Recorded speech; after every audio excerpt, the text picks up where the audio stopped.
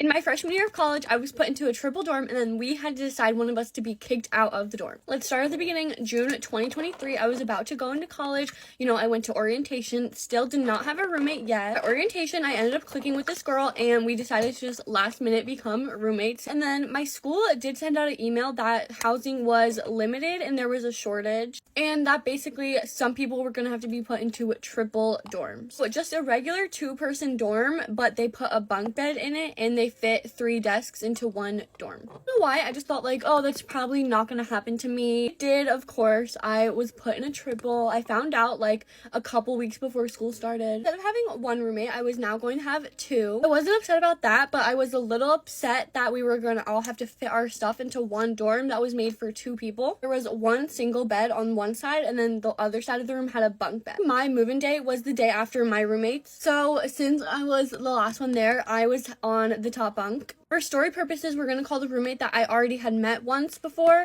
B, and the one that I didn't know A, because I'm obviously C. So B and I shared a bunk bed, and then B and A shared a closet and dresser. A got her own bed and her own side of the room, and then we were on one side of the room. I'm gonna be 100% honest, guys. I was like not too happy to be on a top bunk, and the ceiling was so close to my head. I did hit my head a few times. Also was just upset because I wasn't, expecting to have to be on a top bunk. I feel like we could have done a rock, paper, scissors to decide the bedding situation, but I wasn't going to start problems the first day. So since B and I had already met the one time before, we were kind of talkative with each other, and yeah, just like excited to start college. We would go out to eat at the dining halls, or go to like the little club fairs, whatever. Obviously we would invite A every single time, but it just wasn't really clicking. Sometimes A would agree to go, but just like wouldn't show up, which is fine. Not everyone's gonna be friends. Not everyone's gonna, get along or, be besties. A also had a job pretty far off campus and a boyfriend off campus, so she was not at the dorm as much as B and I were. Anyway, October rolls around and we get an email saying that we have the opportunity to D-triple. We would have to pick someone to move out, and that person would be put into a dorm in the same building, but like a different dorm. Upon seeing that email, me and B were like so excited, finally we were gonna have a dorm, just how we thought it was gonna be. It was 100% nothing against A. It was just the fact that we had expected to have a 2-person dorm. That's like the regular college experience. You don't expect to have to be on a top bunk. Unfortunately though, this led to the most awkward conversation I've ever had in my whole life. Not that it would be that less awkward for anyone else, but I'm like the least confrontational person ever. I never want to rock the boat or start anything. Like I never want to bring something up, even if it's an issue or anything. And this wasn't even an issue, so it was really awkward. She had gotten to the dorm. We were, kind of waiting to talk about it with her. We thought that she had already seen the email. She hadn't seen it yet, so when we brought it up, she was a little bit confused, opened her laptop, and then looked at it. All 3 of us sitting at our desks. She read the email, and she was like, oh, wow, kind of reacted to it. We decided to, say how we each personally felt about it. Obviously, I said that I was, wanting to not be in a triple anymore because I did not want to be on the top bunk. I wanted to have my own space. It was B and I that both wanted to do triple, and then A wanted to stay in the triple.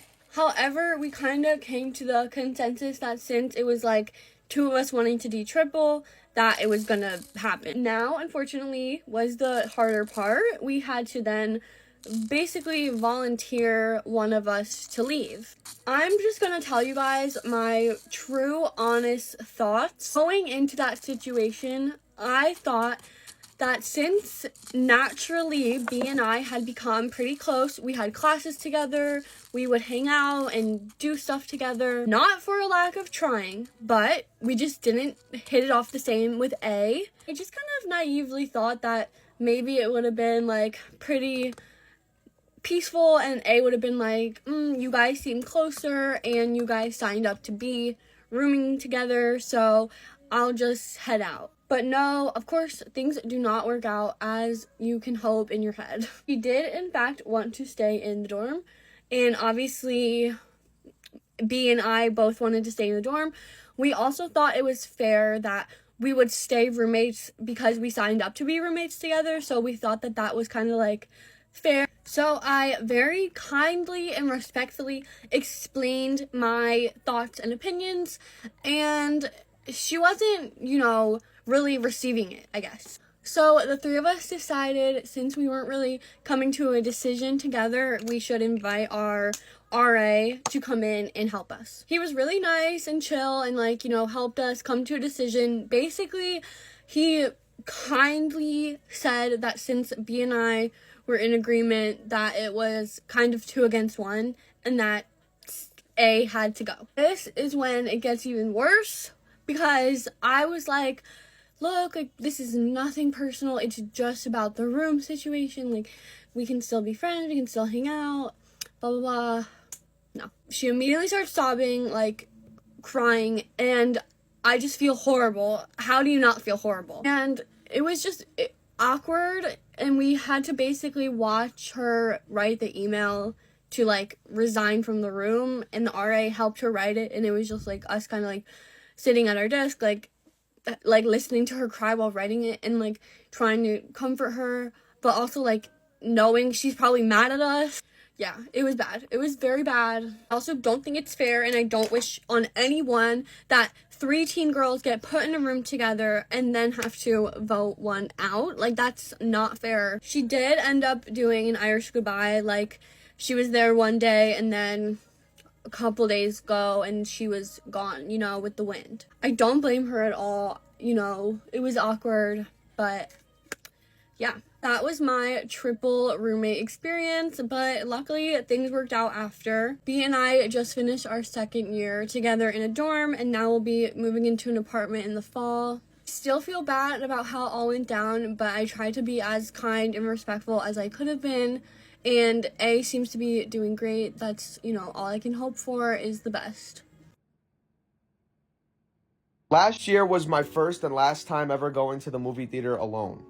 I went to watch Wolverine and Deadpool. And look, I'm all for people going to the movie theaters by themselves. Good for you, queen. Period, queen. It's just, what happened? Listen to this. I'm sitting down with my arm on the armrest. Mind you, the theater is packed, okay? You could only reserve solo seats, individuals. There was no, I couldn't even buy a seat for my boy if I wanted to bring my friend. I got a couple to the right of me, and I got 2 empty seats to the left of me that are reserved. And they're not here yet, so, this armrest is mine. A few minutes go by, and 2 girls walk past me and sit down right next to me.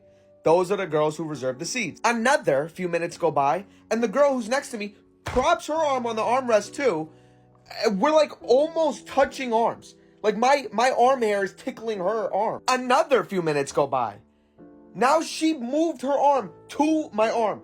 Now she's pushing my arm. And I'm thinking to myself, I'm not moving my arm. I was here first. Who the hell is this? And I'll be so in my own head sometimes. I'm asking myself, maybe she doesn't even, Kevin, it's not a big deal. Maybe she doesn't even know that you're there. Maybe she didn't see you when she walked in. Maybe she doesn't even feel your arm. Maybe she has numbness. She has bad circulation. I have no. Another few minutes go by. I see a flash happen on my left side. I'm like, okay, I don't know what that was, but let's continue watching. I feel a tap on my shoulder. The girl next to me shows me her phone. The girl that was further away takes a picture of me and this girl and captions it, goals, with a heart emoji. Now, chat, listen to me. I was born at night, but not last night. Shout out Stefan Marbear. I don't know how old these people are. I'm not here to make buddy. I'm not here to make friends. I'm here to watch the damn movie. So I look at her phone. I'm like, silence. Silencio, Bruno. Another few minutes goes by. I get another tap on my shoulder. Same girl.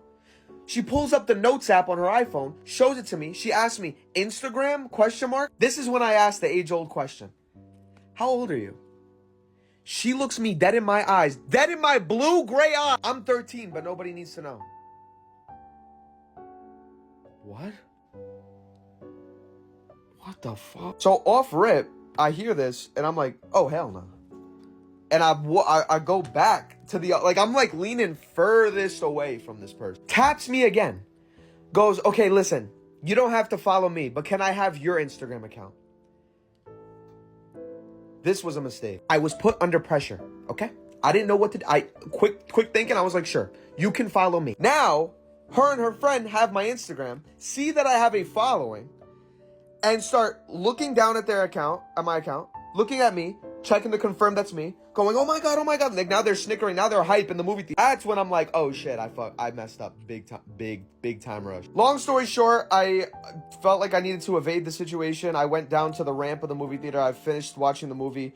It was like 15 minutes left on the ramp of the theater. They proceeded to follow me and stand behind me, waited till the credits rolled, and then when I turned around to walk past them swiftly, she tried to walk in front of me in an attempt so I can knock her over like some dominoes or like fall on top of her. But I'm too quick on my feet. I saw she was moving in front of me and I stopped and I walked around her.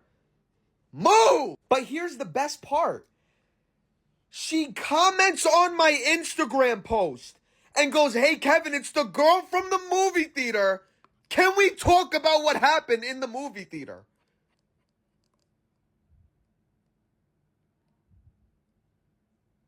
What happened? What is wrong with people? Get away from me. I restricted her account, and now to this day, she still DMs me. Oh, hey, my parents aren't home. Come over. What is wrong with these kids, bro? Well, I wasn't doing that. When I was 13, I wasn't allowed to go to the movie theater by myself. My parents loved me. If you're a child, stop trying to rizz up adults. It's creepy. I've been wanting to tell y'all that story for so long. I had to make a few dollars off of that dumbass kid. Shout out Wolverine and Deadpool, solid movie. Simple Sugar. My ex crashed my wedding to scream that he was still in love with me, and I let him do it. This happened last year, and it is exactly as chaotic as it sounds. I was getting married to my fiance, let's call him Patrick, who was the most incredible guy in the world. Smart, emotionally intelligent, cared about me. Basically, the exact opposite of my ex-boyfriend, let's call him Matt. Matt was a narcissist, a serial cheater, just honestly the worst. And finally, I got up the strength and the courage to leave him, which was the best decision. But Matt didn't like that. Matt does not like that. Matt was always obsessed with the fact that I would never move on, and even though I left him, I would always come back someday. Yeah, no. The man is the definition of delusional, and I did everything that I could do, block his number, have no contact with him, but yeah. Of course he found out that I was getting married. Still, I don't know who told him. So my wedding day comes around and everything's going well. I'm getting ready. But one of the venue staff comes in and they look very stressed out. They're like, hey, there's a man at the front gate that's just freaking out and saying that he's your fiance and that he needs to get into the venue. But he's not on the list, so security isn't letting him in. And the venue staff knew who my fiance was and they knew it wasn't this guy, but I knew exactly who it was. I was like, yeah, no one else but Matt. It's Matt. And at first, I'm freaking out. I'm like, oh my gosh, he's going to ruin my day. He's going to cause this scene. I had no idea what to do. But then something in me just flipped. And I looked at the venue employee and I said, you know what? Let him in. And to no one's surprise, during our cocktail hour, Matt storms in like he's the lead in some rom-com, screaming, she's making a mistake. She's supposed to be with me. Everybody is silent. My mom drops her champagne glass and they're just looking at this man, making an absolute idiot out of himself. Luckily, my fiance actually knew what Matt looked like, so he goes right up to him and is like, hey Matt, so good to see you. We actually have some extra space if you want to join the wedding. I hope you have a good time. And my fiance goes, but you should probably sit in the chair towards the exit because it's going to be hard for you to see the woman that you let go get married to a man that actually deserves her. Matt tries to argue back, but my maid of honor, who is 5'2" and full of rage, gets right up in his face and is like, you had your chance 2 years ago, buddy. Get out. And Matt left. He was embarrassed. He honestly looked heartbroken. He really, truly thought in his heart that that was going to work. Like, we have not talked in years. I don't communicate with you. No, you're horrible. Why would I ever get back with you? And at our reception, we had a special little chair set up just for him that said Clown of Honor, just in case he did decide to come back. But he didn't, and I haven't heard from him since. Absolutely 0 notes, 10 out of 10 wedding. I have some really exciting news. Don't worry, I don't think I'm going to cry because I have already shed many tears about this. Savannah's high school is going to be honoring her at graduation this year. For those of you who don't know, my daughter Savannah, she passed away a little over 2 years ago from a fatal seizure. She was 15 years old. It was about a month before her 16th birthday. My daughter Savannah, she went to Pacifica High School in Oxnard, California. She would have graduated this year in 2025. I have such like mixed emotions about the whole thing because of course like I'm excited, right? But then I'm also absolutely devastated. And they called me on Friday and asked if I could actually just come in like literally right then to go ahead and talk to the principal. I was at work, but I was like, yes, I'm coming actually. So I called my husband. I was like, hey babe, oh my God, Savannah's school just called. Can you please go meet me over at Pacific High School? They want to have a meeting with us and go over like the graduation ceremony things I want to do for Savannah. And he was like, yes, I'm literally on my way right now. I'll meet you there. When they called me and asked us to come down, like I had like an immediate anxiety attack. And of course it's like a really emotional thing because, you know, my daughter would have been graduating from high school this year, but she died and so she won't be. So it's really, really nice that they are even including her at all. Like it really means a lot to me. But anyway, so we go to the school, we meet with the principal. I said I wasn't gonna cry, but I can't help it. I'm sorry. We sit down with the principal. Mind you, I'm sitting there like this, because I know that I'm going to cry. I know I'm going to burst into tears. Mr. Ramirez is the principal of Pacifica High School. He is the nicest guy. Oh my God. He sat me and my husband down and gave us the plans, and this is what they're doing for her. Are you ready for this? They're giving my family a bunch of VIP tickets, and we're going to be seated in like this VIP section at the graduation ceremony. He is going to have an empty chair that has a bunch of like real flowers on it and like a big framed photo of her. She's going to have a cap and gown. I'm getting an honorary degree for her. He's also going to give a speech about her too during the graduation ceremony. And sitting like this while he's telling me, right? Like I have, you know, my glasses on and literally just like this, like tears started falling. And I finally just was like, kind of like I am now, but like obviously more intense because I was hearing it for the first time. I am so thankful that they're doing something for her. Oh, how special, how thoughtful, how like loving that is. I feel like it really speaks to how loved she really was. I'm gonna lose my mind. I'm gonna lose my mind during this. Like I know that I'm going to be such an emotional wreck. I can't even, obviously if I'm even just talking about it, I'm crying. Imagine how I'm going to be during the actual graduation ceremony. This is just another part of the grief journey, you know, like that first year that she passed, we had all the first, right? The first Christmas without her, the first Thanksgiving without her, the first birthday without her, the worst blah, blah, blah, blah. After the first year, you move into like a different stage of grief because you're no longer doing the first of everything. But since then, I've had the 18th birthday, which was a big milestone, or would have been a big milestone for her. It still was for us. And now we're at the graduation ceremony. I can't think of anything else to anticipate that's coming up that I have to like kind of mentally prepare myself for in my grief journey. I think this is the last major event. Am I wrong? Anyways, I'm really excited. Sad, but I'm really excited about it. And I just want to share that with you. Story time on how my dad tried to sell me. Yeah. So I was 17 years old when my dad started all the marriage talk. Bear in mind, I was still in school, so I was not really ready. He would talk to me about it over dinner, and he would tell me that he wanted me to marry someone in Bangladesh so that he could come here and get his British passport. In return, my dad would get like 30k in cash, you know, in return for me bringing this guy to the UK. Well, first of all, he was not willing to split any of this money with me, even though I would be the one that would be going through with this. Secondly, he told me that it would be fine because I could just divorce him afterwards. I did not want to be 20 years old and divorced. Let's be realistic here. If I had married that guy, whoever he was, he probably would have raped me, got me pregnant, and kept me as his little British wife to serve him once he had arrived in the UK. Now, I don't know if my dad was really that naive or he honestly just did not care about me, but I did not see this ending well for me. So naturally, I tried to talk to my mum. She turned me away, told me that this was between me and my dad and that I had to talk to him about it. I tried and I wasn't getting through. Like, he was adamant on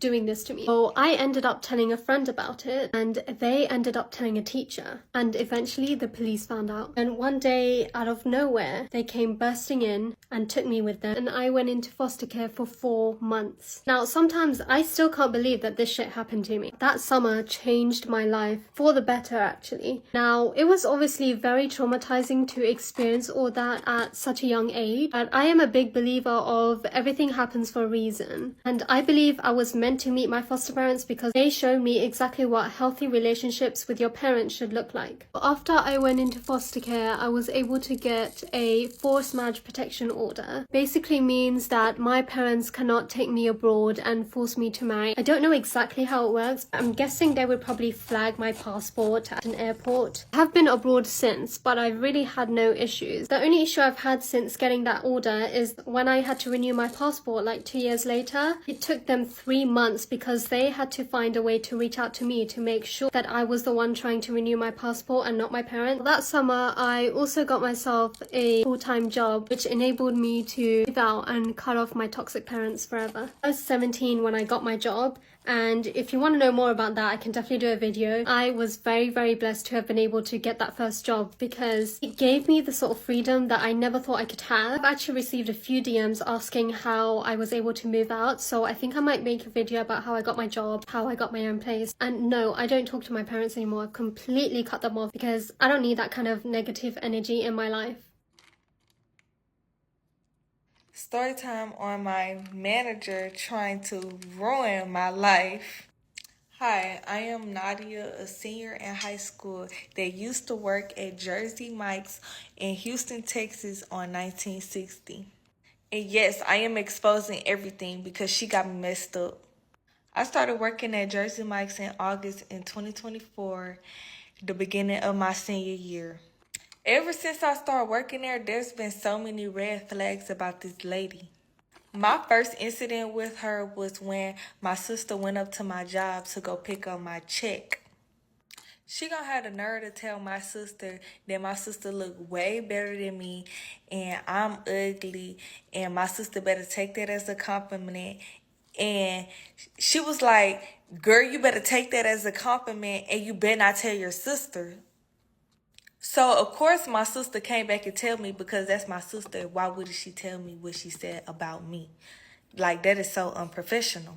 So, after what she said to my sister, I never said anything to my manager about what she said because I really didn't care that much because I knew that wasn't true. Then she started gossiping to the whole store about what she told my sister about me, like somebody cared. Remind y'all, she always going around the store telling everybody business and gossiping about everybody to other employees. Like, you're supposed to be the manager. What are you doing? Remind y'all, this lady is in her 50s. So it got out of hand, so I decided to tell the district manager about what she did and about her foul mouth because it's just so, like, inappropriate. Like, why would you say that? So a couple weeks went by and I finally had seen my manager and she gonna have the nerve to tell me, I heard you snitched on me, da da da da. So I'm like, yeah, I did snitch on you. She gonna say, oh, you said that I be talking to y'all any kind of way. And I'm like, yeah, you do talk to us any kind of way. You talk to us like we're in boot camp. We're really not. Then she gonna proceed to say, okay, I got your money in my hands. Like, what? So then it's time for a new schedule. She only put me on the schedule for 1 day. But me personally, I didn't care because, like, of course, I'm still in high school. I still got school. Like, of course, I really didn't care. Like, you know, free time for me. You feel me? So around January, I'm telling my coworkers, like, yeah, prom finna come up in May. Graduation finna come up in May. I'm finna go to the military. I'm finna go to the Navy. And of course, she hears this. She knows that I'm like all of this stuff is going on in May. So she been knowing for a long time that I was supposed to be leaving in sometime in May. And she couldn't say she didn't because she did because I've been talking about this ever since January.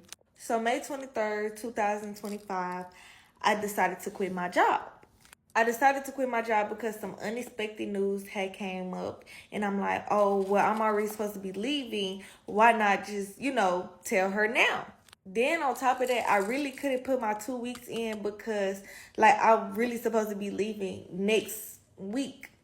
So I decided to send her that friendly message, even though the message that I sent, I really didn't mean because, like, she really tried to make everybody at that job miserable just like her.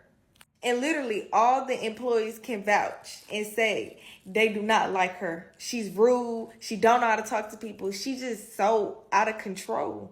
So when I sent her that message, I seen the message that she sent me, and I immediately told my mom and my ex-coworker, well, my coworker, they used to work there, they got into it with her too, about the situation, about what she texted me. So I had to tell my ex-coworker, she's my friend, like she's my older sister. I had to tell her because I knew that she had like the owner and the district manager information, so she could give it to me so I can inform them about what my manager was texting me about ruining my life. So I decided to text her back and was like, what are you planning on doing with my information? Because, like, literally, you trying to use my information, like, as far as my social security number, like, what are you trying to do? Because if you can steal money out the drawer and the tip jar, I would expect you to use my social security number or whatever you're trying to do with my information that you so-called have.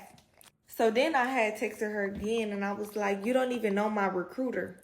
So she gonna have the nerve to put the thumbs up and then gonna have the nerve to go on Facebook, search my Facebook up, screenshots a picture of me and my recruiter and says, I don't know her name, but I know enough. The lady is so dumb because the name is literally on my recruiter suit. Like, what are you saying? Like, as a manager, you don't even do nothing like that.